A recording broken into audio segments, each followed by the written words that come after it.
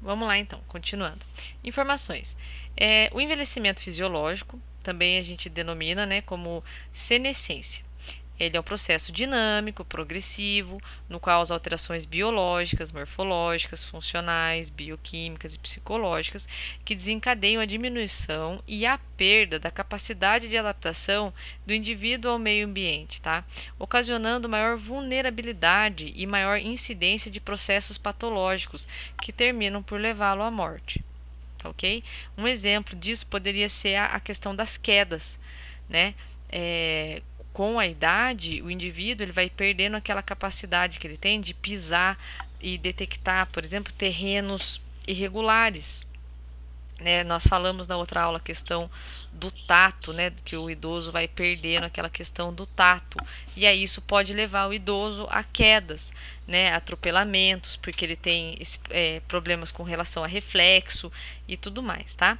Paralelamente ao processo fisiológico do envelhecimento, o idoso pode adquirir doenças e agravos durante esse período, e isso a gente vai chamar de senilidade, ou seja, todas as doenças e agravos que acometem o idoso durante o processo fisiológico do envelhecimento, tá? Aqui nós temos, né, o tsunami grisalho, né, como está descrito aqui. Aqui está a referência para vocês. Então, observem que em 1950 nós tínhamos 2,6 milhões de idosos. Olha a crescente que nós estamos vindo, né? Então, aqui nós já temos 29, né, em 2020, né? E a projeção é para que isso aumente, né? Então, olha quantos idosos, né, nós teremos, né, em 2100, tá? É um aumento bem significativo. Aumento da expectativa de vida versus qualidade de vida.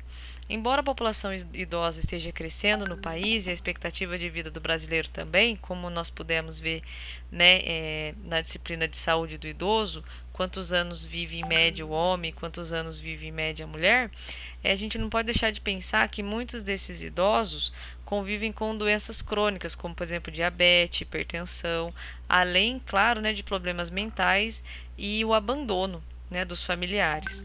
De acordo com a Política Nacional de Saúde da Pessoa Idosa, né, o principal problema que pode afetar o idoso é a perda da capacidade funcional, isso é, a perda das habilidades físicas e mentais necessárias para a realização de atividades básicas e instrumentais da vida diária. E é isso que a gente vai ver em detalhes agora, tá? Então, a autonomia versus independência, então de acordo com a funcionalidade, né? O que é autonomia? É a capacidade do indivíduo tomar decisão, né? Decisão e comando sobre as ações, estabelecendo e seguindo as próprias regras, tá? Então, quando a gente estuda bioética, né? Princípios éticos, a gente vê que tem um princípio lá que é a da autonomia. A gente precisa respeitar a autonomia do indivíduo, né? Então, por exemplo, se isso tudo de acordo com o princípio da bioética. Se você tem um indivíduo e ele não quer, né, determinado tratamento, isso acontece bastante com idosos, né? O idoso costuma às vezes, né, se negar a alguns tratamentos e tudo mais. Você vai forçar o idoso a aceitar aquele tratamento? Não. Só que se você negligenciar, se você falar assim, então tá bom, não quer o tratamento, tá, tudo bem, ué. Tô respeitando o princípio da autonomia dele, o princípio ético da autonomia dele. A gente não pode esquecer que antes desse princípio tem o princípio da não maleficência, da beneficência e não maleficência. Então eu peço para vocês resgatarem lá a aula de ética que vocês tiveram, né, e os seus respectivos princípios. Então lá tem esse princípio da não maleficência e beneficência. Ele é anterior ao princípio da autonomia. O que ele diz? Fazer o bem e não fazer o mal. Não fazer o mal inclui não ser omisso. Tá? Então, o que acontece? Você precisa oferecer para esse idoso todas as informações pertinentes àquele tratamento.